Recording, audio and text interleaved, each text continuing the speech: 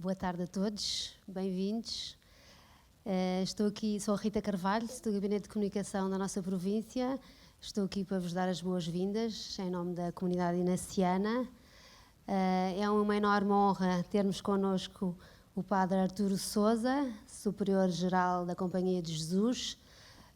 Está em Portugal pela primeira vez, uma visita que se insere na atividade normal e habitual da vida de um padre-geral, que é visitar as províncias, conhecer os jesuítas, as comunidades, animar-nos, entusiasmar-nos e confirmar-nos na missão.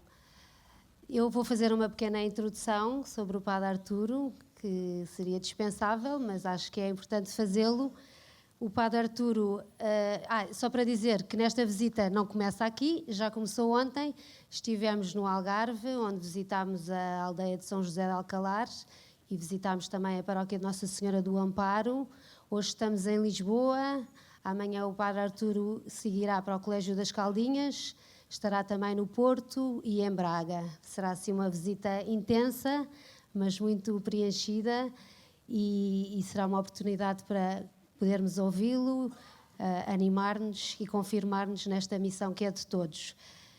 Então, passando à apresentação, o Padre Arturo Sousa nasceu na Venezuela em 1948, em Caracas, numa família católica numerosa. Estudou num colégio como este em que estamos aqui, o Colégio de Santo Inácio, em Caracas, e foi aí que foi crescendo também o seu contacto com os jesuítas e este desejo também de se tornar jesuíta. Entrou no noviciado com 17 anos, nos tempos fervorosos do Concílio Vaticano II, e fez os estudos habituais dos jesuítas, teologia, filosofia, teologia, e mais tarde fez um doutoramento em ciência política. Foi diretor do Centro Gomilha, que é um centro de investigação e ação social dos jesuítas na Venezuela. Mais tarde foi provincial, entre 1996 e 2004, e foi também reitor da Universidade Católica de Táchira.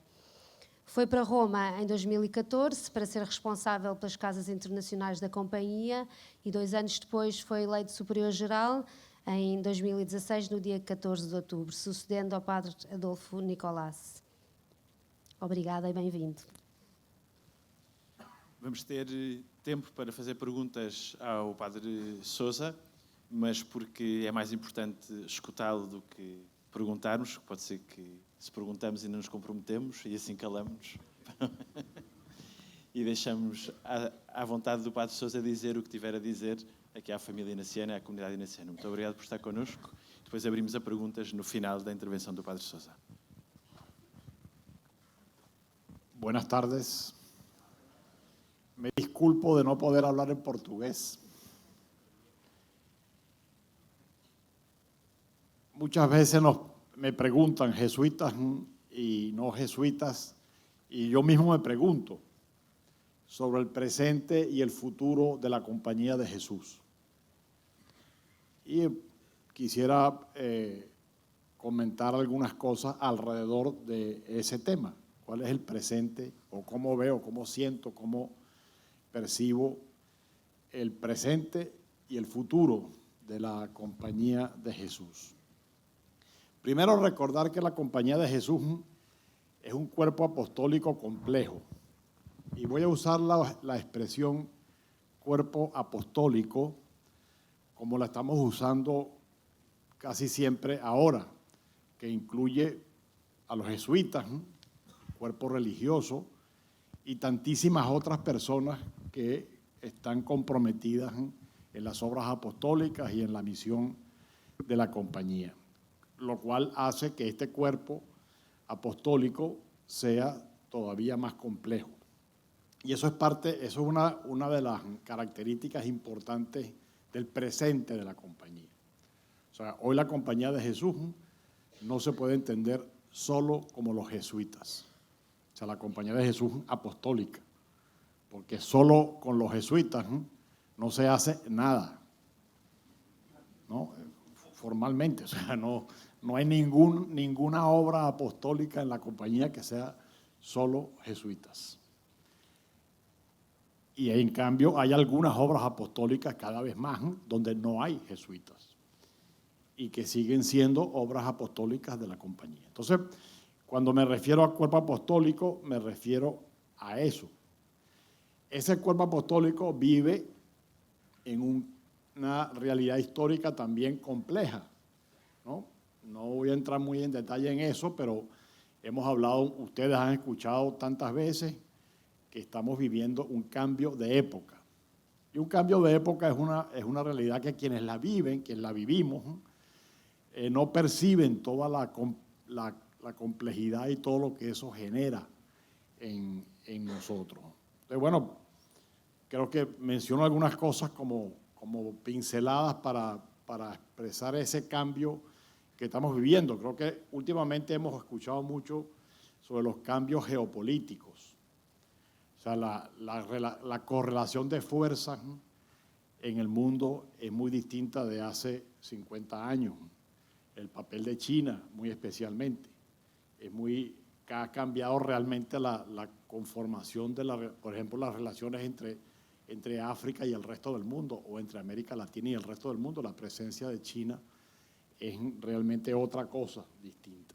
Y cambia esa correlación, ese es uno de los elementos. Pero también hay que decir que en este tiempo ha habido un crecimiento, yo diría que alarmante, de la brecha social. O sea, las diferencias entre los más pobres y los más ricos son más grandes hoy en día que hace unas décadas. Y eso también genera muchas tensiones. Gran parte de la experiencia, de la razón por la cual ha crecido la violencia en el mundo es porque esa brecha social y esa injusticia es cada vez más indignante y que tiene efectos muy concretos sobre la vida de miles y miles de personas. Además, bueno, la violencia no solamente es la guerra, pero guerras, algunos cuentan hasta más de 50 guerras en el mundo. Quizá para nosotros la guerra de Ucrania es la guerra, pero resulta que hay más de 50 guerras. Y agarramos el continente africano, bueno, ahí encontramos 15 o 20, ¿no? Al mismo tiempo. El tema de, por ejemplo, el comercio de las armas o el tráfico de las personas está muy vinculado a esa injusticia social y muy vinculada a esa violencia que crece por todas partes, pero también la violencia que no es guerra, la violencia sobre todo urbana, ¿no? Las grandes ciudades están llenas de muchas formas de violencia que antes eran muy limitadas y ahora son cada vez más extendidas, ¿no? Hay situaciones, por ejemplo, Haití, el país, la mitad o menos de la mitad de una isla que prácticamente está en manos de fuerzas que no son ni legales, ni estatales, ni reconocidas, pero son bandas armadas. Y bueno, y el fenómeno de las migraciones, del cual también Portugal es testigo, porque portugueses han sido migrantes y ahora son receptores de migrantes. Entonces las migraciones, estamos hablando de una movilización de más de 70 millones de personas al año en el mundo. O sea, ¿cuántas veces la población de Portugal se mueve todos los años en el mundo? La mayoría no encuentra muy fácilmente acogida en otras partes. Y un elemento que me parece a mí muy importante es el debilitamiento de las democracias. O sea, quizás una de las grandes aspiraciones de la humanidad terminado el siglo XIX y sobre todo después de las dos guerras mundiales es precisamente consolidar la democracia como sistema de gobierno, como un sistema de gobierno con participación de la gente, de los pueblos, con la mirada puesta en el bien común más que en los bienes, en las élites o en las monarquías o en las familias reales o los nobles. Bueno, las democracias están siendo muy debilitadas en los últimos años. Un autor que está vinculado con Venezuela, aunque su nombre es muy judío, Moisés Naim, lo explica, dice que es el crecimiento de las 3P, las tendencias de las 3P. El populismo, que sustituye al pueblo, o sea, a través de fórmulas populistas se habla en nombre del pueblo, pero no se consulta al pueblo, ¿no? Que entonces ya la democracia queda socavada. la polarización. O sea, si ustedes ven, por ejemplo, los resultados electorales en casi todos los países del mundo en los últimos años, establecen prácticamente mitad y mitad, o sea, países divididos casi que mitad por mitad. Incluso en países como los Estados Unidos, donde la democracia se supone que tiene más tiempo y más raíces. Y la tercera P es la postverdad. O sea, vivimos en un tiempo donde la información parece que ha crecido, pero resulta que también se ha manipulado cada vez más. O sea, hoy saber exactamente lo que pasa es muy, muy difícil, casi muchas veces es imposible. Y la recurrencia de lo que llaman fake news, o sea, noticias falsas hechas a propósito, y el control que tienen los estados, sobre todo los estados totalitarios, sobre los medios de comunicación, que prácticamente hacen imposible que la población tenga acceso a lo que está sucediendo. Bueno, todo eso limita tremendamente las posibilidades de la democracia. Yo no me extiendo más en eso, pero creo que ese es el contexto en el que la Compañía de Jesús está viviendo. Y ese es el contexto donde la Compañía de Jesús quiere realizar su misión de reconciliación y justicia. Pero también la Compañía de Jesús como cuerpo, como decía antes, está viviendo un momento de transición. Y yo lo expreso con esta frase, que es una frase tomada de San Ignacio, pero con un adjetivo adicional. Estamos convirtiéndonos, creo, en una mínima compañía colaboradora. San Ignacio usaba mucho la expresión mínima compañía. Yo le añado lo de colaboradora por lo que mencioné antes, porque hoy en día es imposible pensar la compañía sin la participación de muchas más personas que los jesuitas. Bueno, esa transición que estamos viviendo nos lleva a lidiar, a tener que confrontarnos con nuestra historia, con nuestras tradiciones, con nuestras costumbres, porque supone cambiar muchas cosas. Realmente convertirnos en un cuerpo apostólico integrado supone cambiar muchas cosas en la mentalidad. Yo pongo mucho el ejemplo del lenguaje que utilizamos los jesuitas, ¿no? Que con una facilidad grandísima llamamos a quienes trabajan al lado de nosotros nuestros colaboradores. Error. O sea, ese es un cambio fundamental. O sea, o nosotros nos sentimos colaboradores o no estamos formando realmente un cuerpo apostólico en el que funcionamos como tal. Pero también, y esto lo digo especialmente porque me golpea especialmente aquí en Europa, por razones que se pueden entender. Pero, por ejemplo, nos comparamos constantemente con la compañía cuando ha sido más numerosa y nos ponemos a llorar. Nos ponemos a llorar porque somos pocos, ¿no? Yo vengo de un país donde los jesuitas siempre han sido pocos, ¿no? Y entonces yo digo, bueno, y donde las vocaciones siempre han sido goteadas. Pero y por eso no acierto a explicarme por qué siempre nos comparamos con el momento en que la compañía tuvo más números y no con otros tiempos de la historia. O sea, la Compañía de Jesús ha tenido 0, porque fue suprimida. Y no nos comparamos con eso, ¿no? Y se rehizo, o sea, de 0 volvió, o sea, ¿por qué no vemos la historia de otra manera? Además, que la Compañía de Jesús nunca se ha preocupado por los números, y lo de mínima compañía en tiempo de Ignacio no se refería a números, porque en ese momento crecía, porque comenzaron 10 y cuando murió San Ignacio era un poco más de 1000. Se refería a cuál es el estilo con el cual la compañía se conforma. Mínima es una expresión que está asociada a la calidad espiritual de las personas.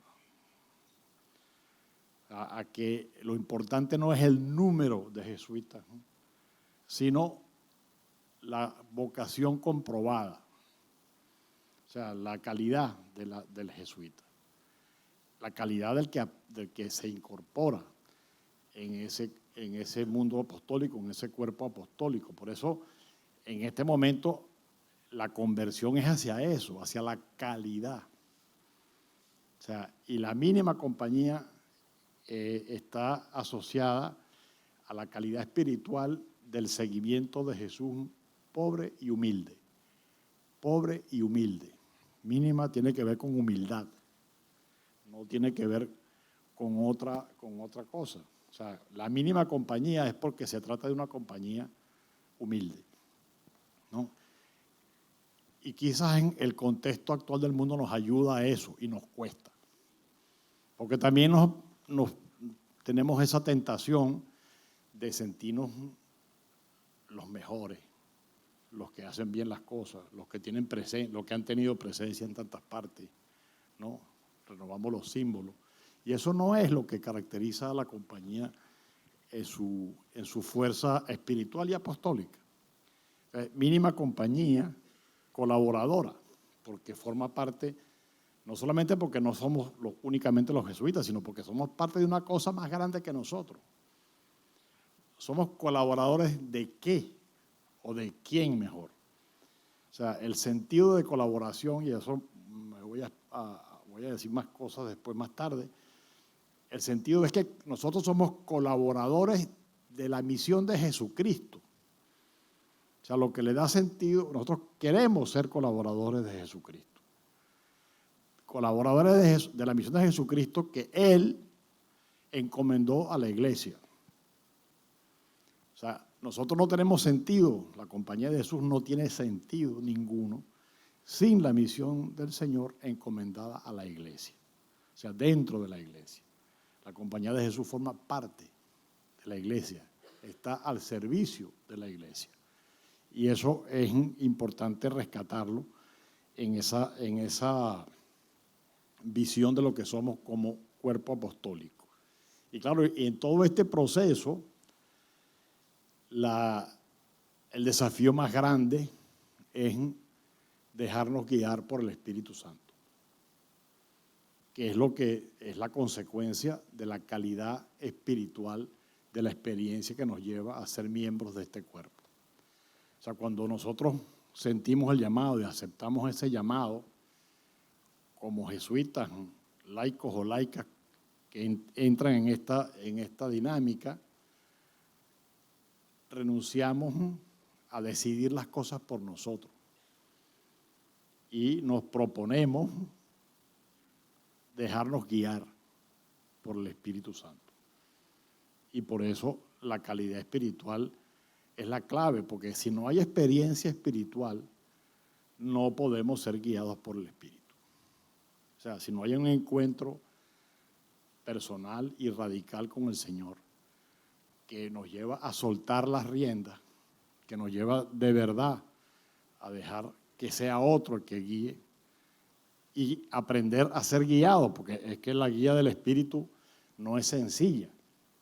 O sea, no es que abrimos un librito y encontramos esa guía, o que agarramos el teléfono o el smartphone, ¿no? Es el tema de esa experiencia espiritual que nos enseña a discernir, que nos enseña a encontrar, a saber interpretar los signos de los tiempos, a tomar decisiones más allá de nuestras ideas, discusiones, creatividad, y dejarnos guiar por el Espíritu. Entonces, ese es el punto clave de lo que hemos ido viviendo, y creo que, pudiéramos hacer un recorrido de la compañía que puede llegar por ejemplo, desde el Vaticano II hasta ahora. Ese aprendizaje ha sido uno de los elementos clave del proceso de la Compañía de Jesús en los últimos 60 años.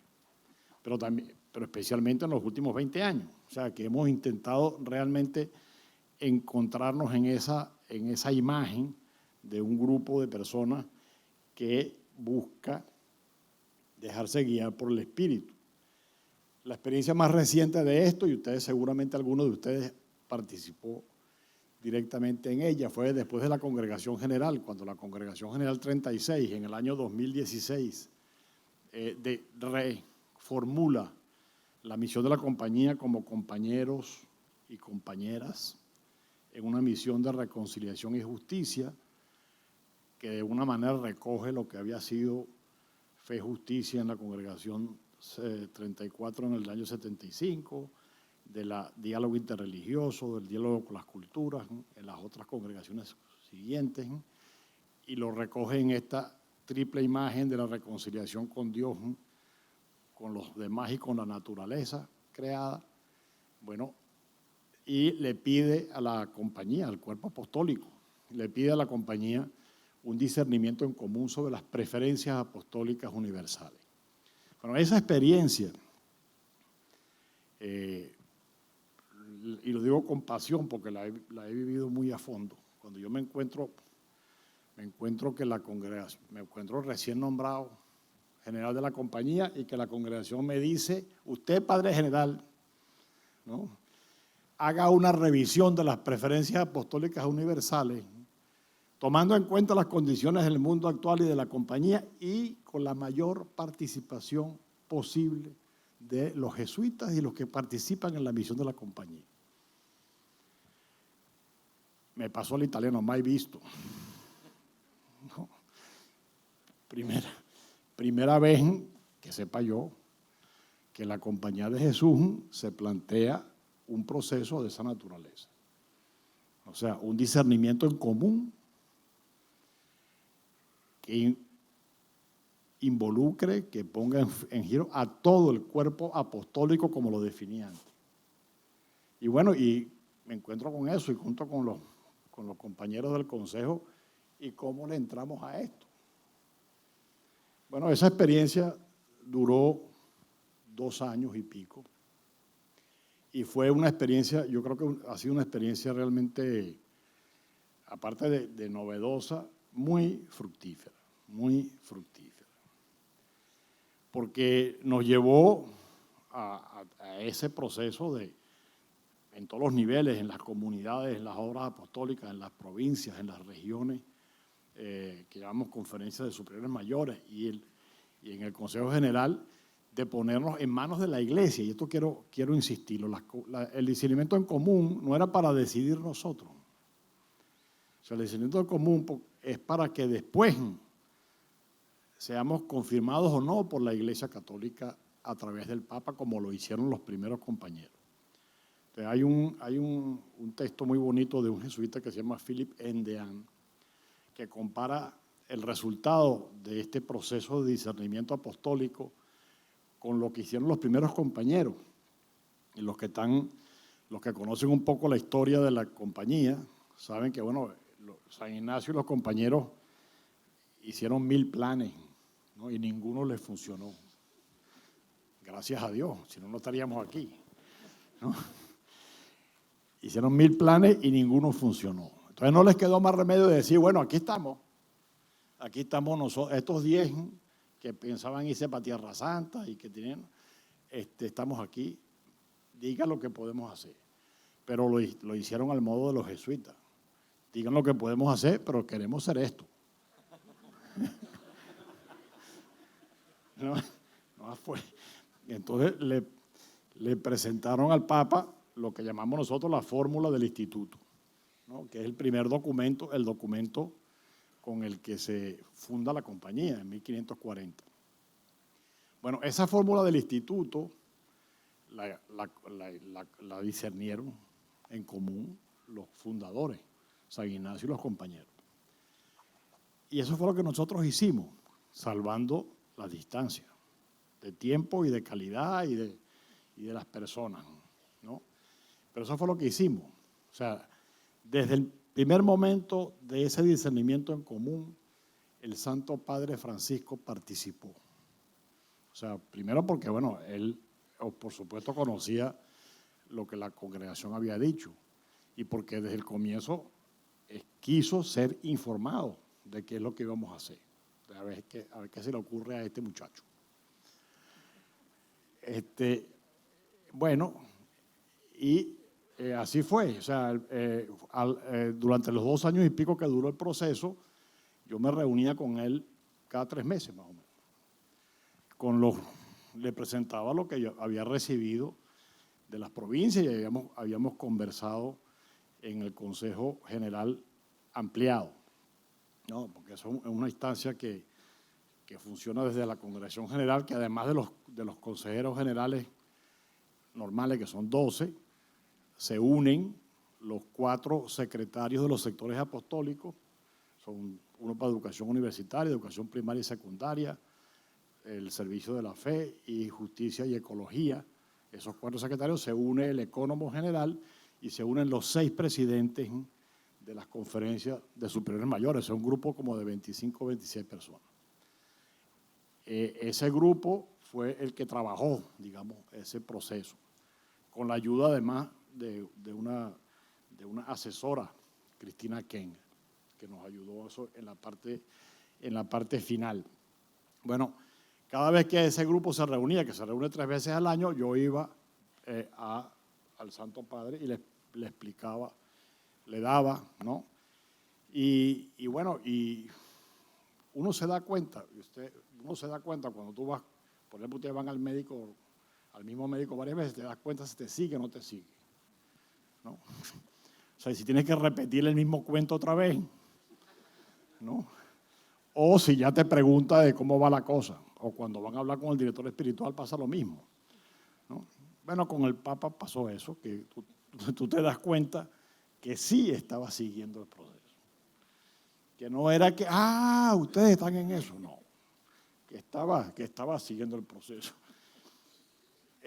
Y bueno, al final, cuando ya este consejo ampliado, le dedicamos 9 días a hacer la última versión de lo que habíamos recogido, lo que habíamos discernido.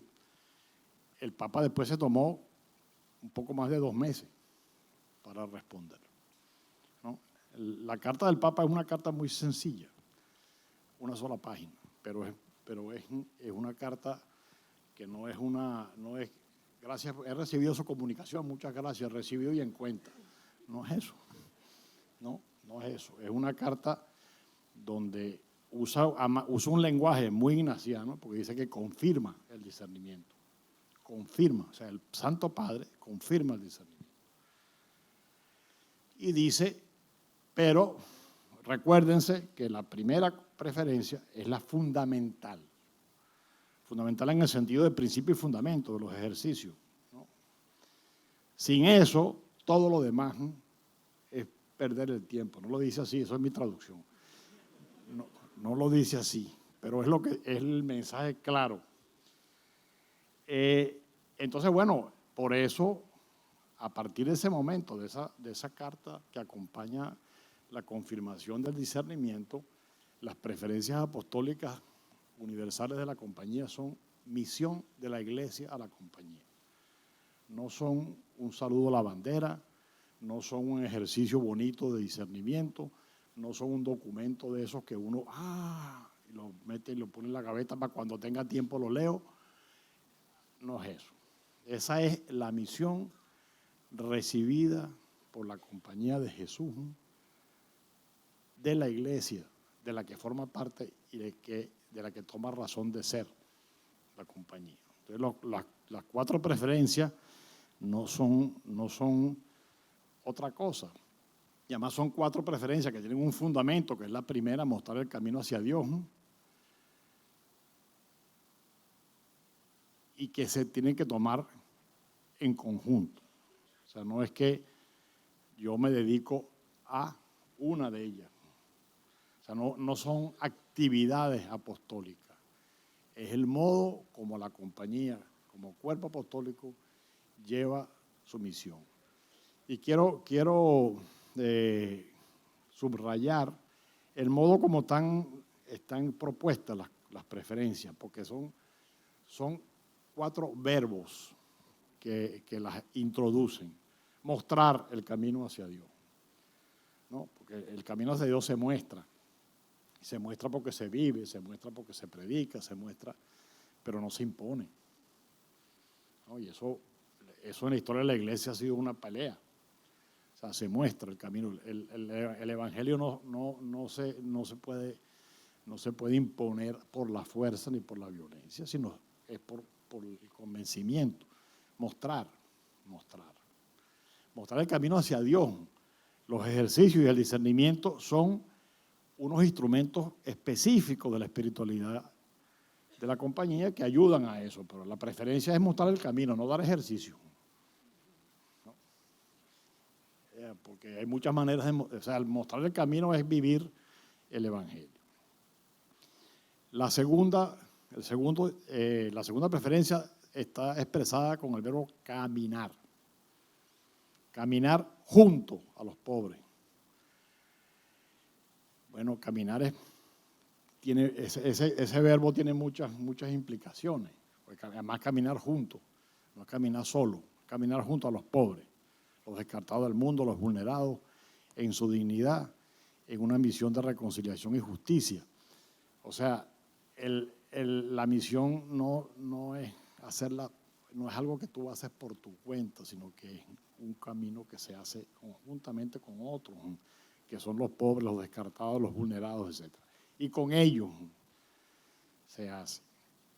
La tercera preferencia, el tercer verbo, es acompañar. Acompañar a los jóvenes en la creación de un futuro esperanzador. Acompañar es acompañar. O sea, no, también otra vez, es un diálogo. O sea, es escuchar. Uno no acompaña si no escucha. Entonces, aquí lo primero y el primer gran desafío para la compañía de Jesús, que somos poco jóvenes, no somos tan jóvenes. Bueno, uno no entra en la compañía sino ya viejito, pues no. Es escuchar a los jóvenes,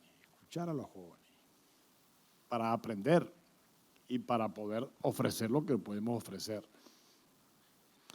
Y el último es colaborar. Otra vez, colaborar en el cuidado de la casa común.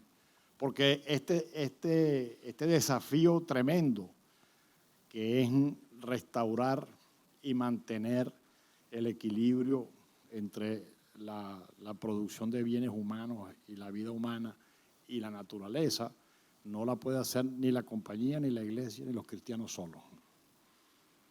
No, es un tema de la humanidad. Entonces lo que se trata es de colaborar.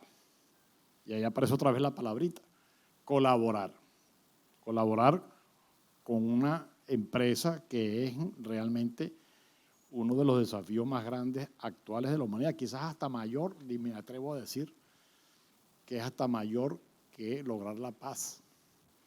O sea, el restablecer el equilibrio ecológico y el mantenerlo, o sea, ese futuro en que no terminemos acabando con el planeta, es uno de los desafíos porque ni siquiera hemos encontrado el camino.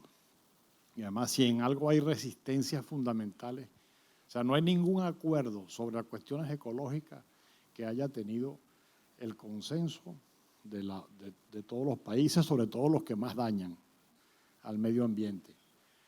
Y que haya, además, y con los que tienen, y en aquellos planes que ha habido algún consenso, no se cumplen, ¿no? O se posponen las metas todo el tiempo. Entonces, bueno, ese es un tema donde la compañía quiere poner su granito de arena. Entonces, ese es el desafío apostólico fundamental, convertirnos en un cuerpo apostólico capaz de discernir en común los signos de los tiempos y las señales del camino inspiradas por el Espíritu Santo. Aquí entonces, cuando hablamos del cuerpo apostólico, y decía que iba a comentar más a fondo el tema de de este cuerpo apostólico donde están los jesuitas y otros muchos, ¿no? Uno de los principales desafíos de conversión de este momento de transición de la compañía es buscar y hallar el modo de integrar los compañeros y compañeras en la misión al cuerpo apostólico. O sea, eso no es automático. Y si hacemos una comparación entre cuánto tiempo, cuánto esfuerzo, cuánta energía, cuánta inversión de recursos se hace para formar un jesuita, con cuánto tiempo, cuántos recursos, cuánta energía se utiliza para incorporar a los compañeros y compañeras en la misión, pues quedamos bien mal parados, ¿no? O sea que tenemos que encontrar el modo y ponerlo en práctica de ofrecer realmente un proceso de incorporación al cuerpo de la compañía. Otro desafío de este cuerpo apostólico, de esta colaboración apostólica entre jesuitas y quienes se sienten llamados a participar en la comisión de la iglesia a través de la compañía, es poner en práctica el modo propio de tomar decisiones. O sea, si lo que decimos es que el desafío, dicho en abstracto, es ser guiados por el Espíritu, significa que tenemos que aprender a tomar decisiones donde tengamos alguna posibilidad de ser guiados por el Espíritu. Eso significa desarrollar los modos de conversación espiritual, de discernimiento en común, que no se limitan únicamente a los procesos personales. O sea, cómo tomamos decisiones en una universidad que se diga de la compañía de Jesús, incorporando esos elementos de discernimiento que forman parte de nuestra identidad. Bueno, ese es un desafío, o en un colegio, o en una parroquia, o en un centro social. O sea, nosotros no podemos tomar decisiones como toma la Coca-Cola o como toma McDonald's, ¿no? No somos una corporación internacional. Aunque suene parecido el nombre, corporación y cuerpo apostólico son distintos, ¿no? No somos una corporación que su fin es ganar dinero o estar en todas las esquinas de todas las ciudades. Nosotros queremos ser un cuerpo apostólico guiado por el Espíritu. Entonces, bueno, ese es el tema de cómo crear mecanismos de toma de decisión en nuestras comunidades, por supuesto, en nuestras provincias, pero también en nuestra forma de tomar decisiones en las obras apostólicas. Entonces, ese es el gran desafío que tenemos entre manos. Hay otra palabra que hemos utilizado mucho en este tiempo, ¿no? Hemos hablado del discernimiento, hemos hablado de la colaboración, pero hay una tercera palabra en la congregación, de las últimas congregaciones, que se repite una y otra vez, que es el trabajo en red. El trabajo en red. O sea, el trabajo en red es uno de los modos más eficientes que hemos encontrado hasta ahora de compartir los recursos, ¿no? Y bueno, los colegios son una muestra muy interesante de cómo el trabajo en red puede ayudar realmente a tener una propuesta que se identifica y que se logra gracias a la colaboración entre todos. Y en eso todavía tenemos que avanzar más, ¿no? Del trabajo en red y de compartir los recursos. Y permítame un comentario final antes de pasar a las preguntas, que ojalá sean fáciles para que no se comprometa Samuel.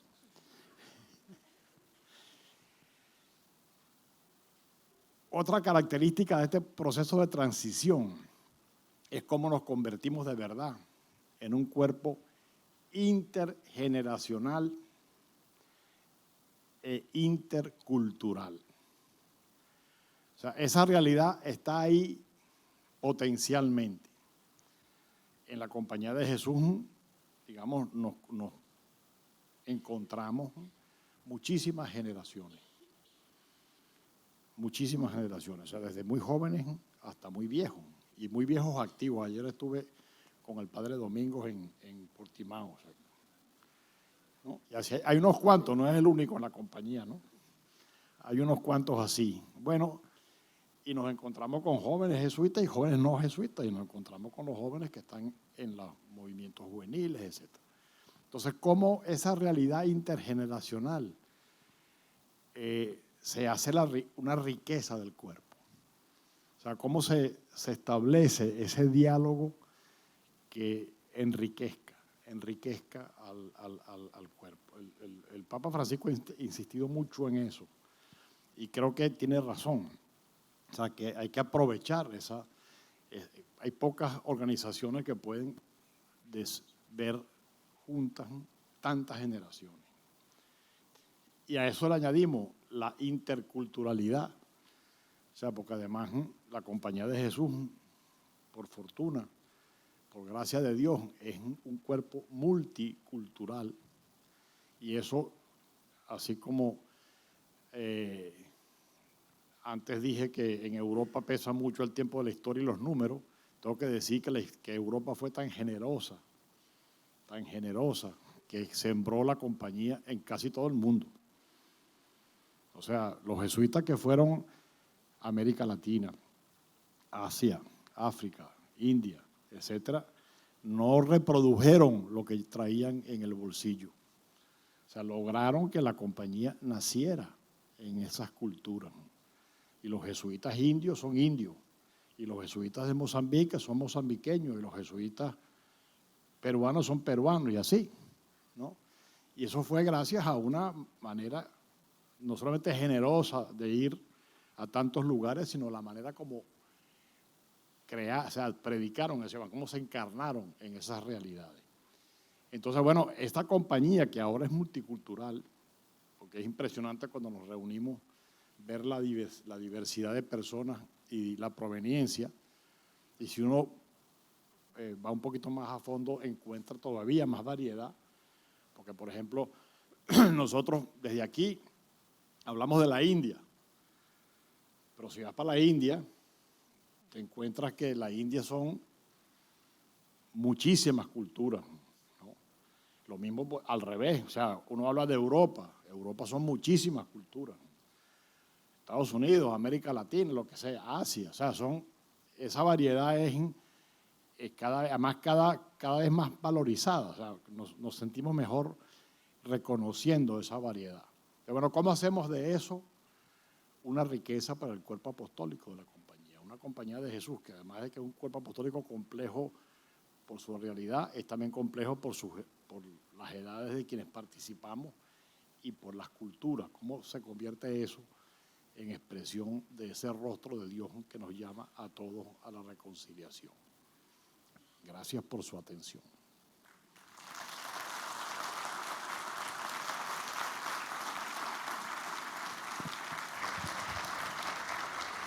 Obrigado, Padre Sousa. Levantou aqui várias questões que provavelmente a Rita e eu também teríamos para fazer. Este auditório tem mais de 400 lugares, está praticamente cheio, gente de jesuítas, colaboradores e colaboradoras de muitos sítios, paróquias, colégios, várias obras, CVX. Se calhar o que vos convidava a fazer era que quem tivesse alguma pergunta que não comprometesse, alguma pergunta boa, não é? Alguma pergunta boa também, para não pôr pressão nenhuma, que dissesse só o nome e de que maneira é que faz parte desta comunidade enaciana, se pertence a um colégio, a CVX, se é jesuíta, e assim o Padre Sousa também fica com uma ideia do panorama aqui. Boa tarde.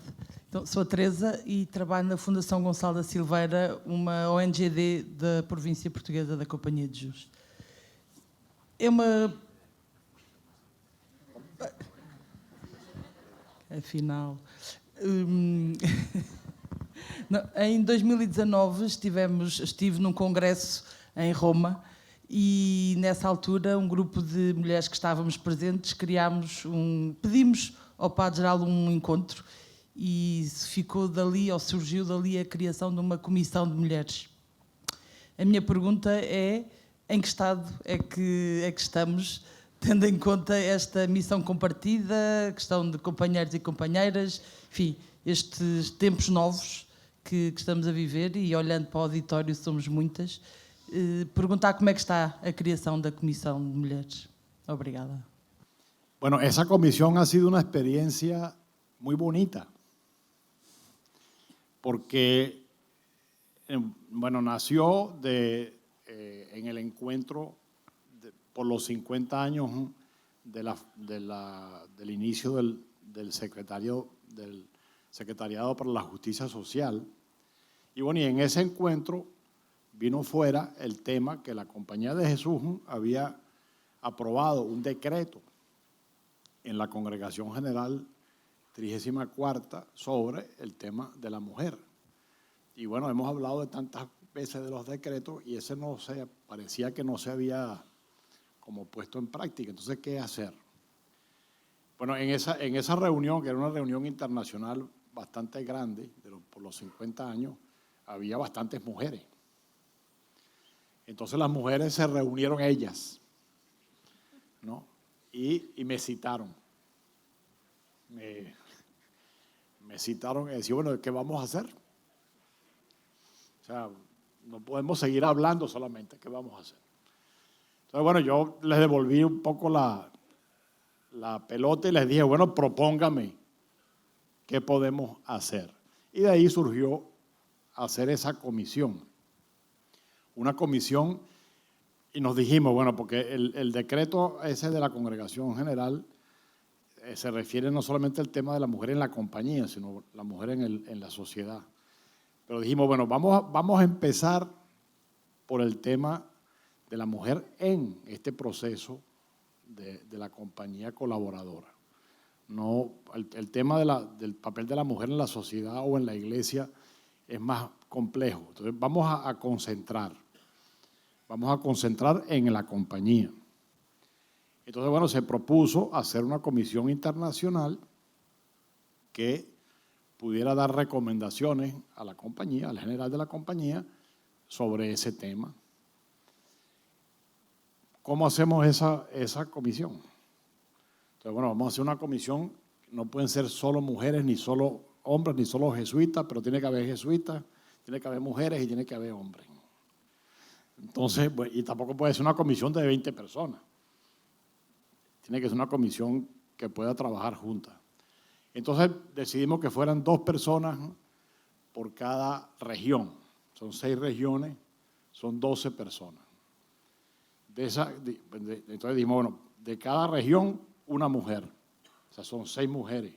Y de cada región 2 hombres repartidos entre laicos y jesuitas.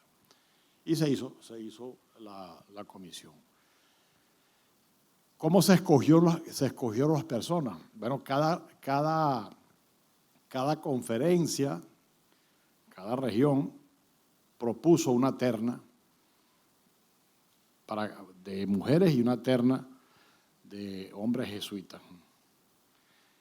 Y bueno, y de esas ternas yo escogí los 12 de la comisión. Los 12 de la comisión no se conocían entre sí, ¿no? Porque el proceso no fue. Entonces, bueno, se tomó un tiempo para conocerse. Con el gran, no sé si llamarlo obstáculo o desafío, que justo cuando se constituye la comisión y todos habían aceptado formar parte de ella, porque entonces se propuso una comisión que trabajara 3 años, porque había que hacer un proceso largo de conocimiento, el señor COVID impidió, pero esta comisión fue sumamente disciplinada y se reunieron por Zoom 2 veces al mes durante el tiempo que duró hasta ahorita, hasta el pasado mes de julio, que se reunieron en presencia en Roma. Y bueno, la primera parte fue conocerse entre ellos, elegir la persona que podía coordinar la comisión. Ellos eligieron a la profesora Cecilia Baneste de los Países Bajos. Y bueno, y empezaron a trabajar el tema. Hicieron un primer, porque entonces se dijeron ellas, en la comisión se dijo ella misma, bueno, pero no somos nosotros los que vamos a decir lo que pasa, tenemos que consultar.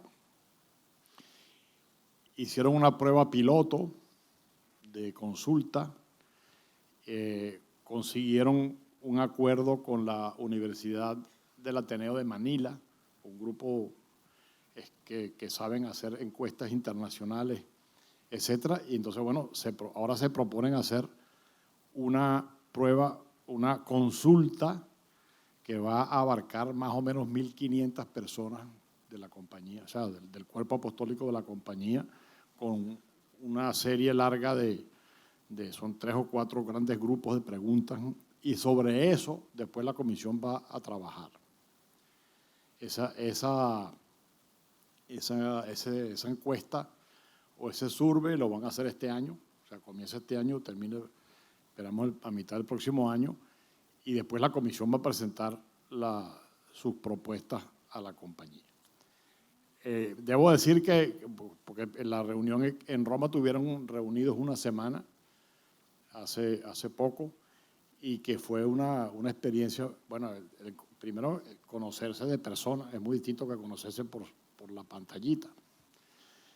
Y fue con gran sintonía, una reunión muy inspiradora,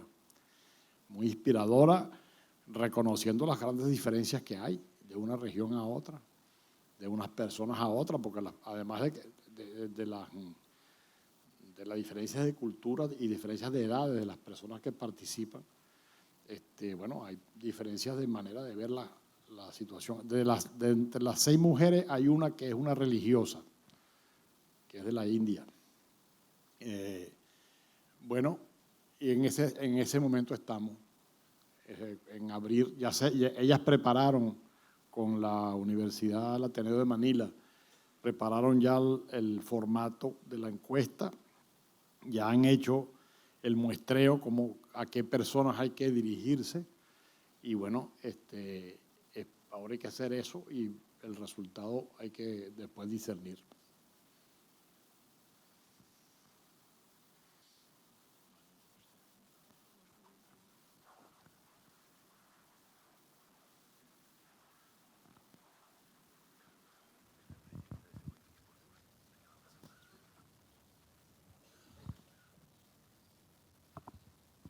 Hola, ¿puedo hablar en castellano?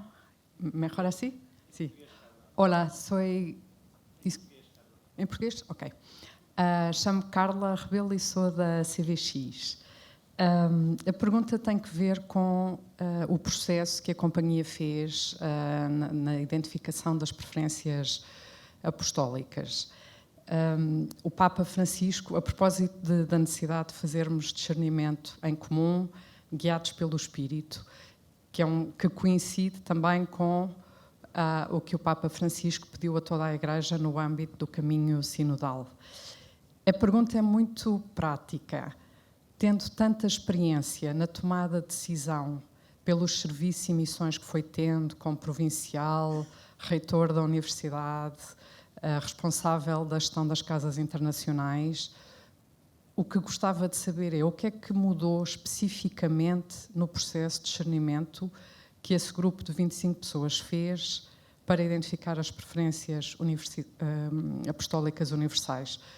Que ensinamentos podemos ter nós para os nossos processos de tomada de decisão? Obrigada. Para mí la enseñanza más importante del proceso y que tiene que ver con la búsqueda de un modo de tomar decisiones entre nosotros, en las obras apostólicas, en las comunidades, en las provincias, es pasar de la mente que discute y trata de convencer al corazón que primero ora, después escucha y después habla. O sea, creo que nosotros, quizás lo más común, sobre todo entre los jesuitas, que tenemos una formación intelectual exigente, es la tentación de quedarnos en el nivel racional. Y por supuesto, de tratar, cuando uno se convence de algo, trata de convencer al otro. Y bueno, hemos participado en tantísimas reuniones en las que es una especie de fuerza a ver quién tiene más capacidad de convencer al otro. Si no lo puede convencer, hay que vencerlo con los votos, ¿no? Porque entonces yo busco quien está de acuerdo conmigo y hacemos un grupo de presión. Bueno, eso lo hemos vivido todo. Pasar de eso a decir, bueno, tenemos ideas distintas, porque no es que las ideas son siempre iguales, no son, gracias a Dios. Imagínense ustedes qué fastidio si siempre fueron la misma idea. Entonces, ¿cómo llegamos a una decisión? Bueno, primero, tener clara la materia sobre la cual queremos tomar una decisión. Eso es importante. Segundo, tiempo de oración. Tiempo de oración. Un tiempo de oración que va a exigir también un tiempo racional, porque es enterarse, es tener información adecuada. Pero no basta con informarse o con hacerse una idea, sino hay que ponerla delante del Señor. Y después aprender, primero, a escuchar lo que los otros han sentido en esa oración. Pero también, y eso para los jesuitas no es fácil, escuchar, por supuesto, por lo que voy a decir ahora, más difícil todavía, que es decir lo que ellos han sentido, lo que cada quien hace, porque no se trata de lo que tú has pensado, eso es fácil, eso lo decimos hasta bien. ¿Qué es lo que yo sentí en la oración respecto de esto que estamos tratando de decidir? Y ese proceso de aprender a escuchar y aprender a hablar desde adentro, desde el corazón, es, yo creo que lo más rico de este proceso, que estamos todavía lejos de que sea la forma normal de hacer las cosas, pero bueno, hemos empezado el camino. Y además eso creo que es un cambio importante, porque además es un cambio que nos pone en mayor coherencia con lo que decimos que es nuestra espiritualidad. O sea, la espiritualidad ignaciana es una espiritualidad del discernimiento, o sea, una espiritualidad del sentimiento, o sea, que de saber sentir. O sea, todos ustedes, me imagino, conocen los ejercicios espirituales, lo que es sentir internamente lo que interesa, sentir internamente y tener capacidad de distinguir los sentimientos. ¿Cuáles son los sentimientos que provienen del espíritu y cuáles son los que vienen del mal espíritu? Entonces, ¿cómo eso que hemos desarrollado bastante bien en el discernimiento personal, cómo lo podemos desarrollar en el discernimiento, en la toma de decisiones comunes em obras apostólicas ou comunidades? Boa tarde, António Castilho, sou pai de uma aluna cá do colégio. Está pensado alguma forma de, neste corpo, termos as crianças de alguma forma a participar? E deixo uma sugestão. Houve um vídeo feito em Fátima, uma criança, da história de São Francisco Xavier, que achei que ficou fantástico. Se puder mostrar.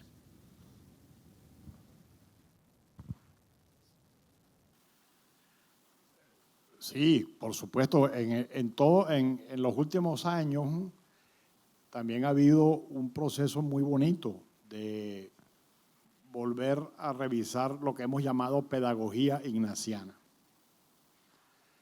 Y en ese proceso de revisar la pedagogía ignaciana y a través de las redes de los colegios, se han propuesto experiencias bien interesantes de cómo desde los niños pequeños de preescolar o de la primaria, ir introduciendo ese proceso de espiritualidad ignaciana, que consiste fundamentalmente en compartir sentimientos y en lo que un elemento que es creo que una de las dimensiones más originales de la espiritualidad ignaciana, que es el examen. O sea, el examen ignaciano no es un examen de conciencia como otras espiritualidades lo hacen, que es como ver en qué me equivoqué, ¿no? O en qué me tengo que corregir. El examen ignaciano comienza por darle gracias a Dios por haber estado presente en mi vida hoy y darme cuenta de cómo Dios ha estado presente en mi vida hoy. Y darle gracias por eso. Y después ver, bueno, dónde puedo yo todavía mejorar en esa comunicación con el Señor y en esa sensibilidad para saber dónde actúa. Y los niños y las niñas tienen una capacidad impresionante de ser agradecidos. O sea, de encontrar esa dimensión en la vida. Entonces, en muchas escuelas, en muchos colegios de la compañía se hace ahora habitualmente esa invitación a los niños a examinarse, ¿no? Y también en los movimientos juveniles. O sea, la práctica del examen creo que va adquiriendo un sentido cada vez más profundo, ¿no? En todos los niveles de la pedagogía y también del ejercicio nuestro de todos los días, ¿no? De realmente es un ejercicio en el sentido de entrenarnos para encontrar a Deus em todas as coisas.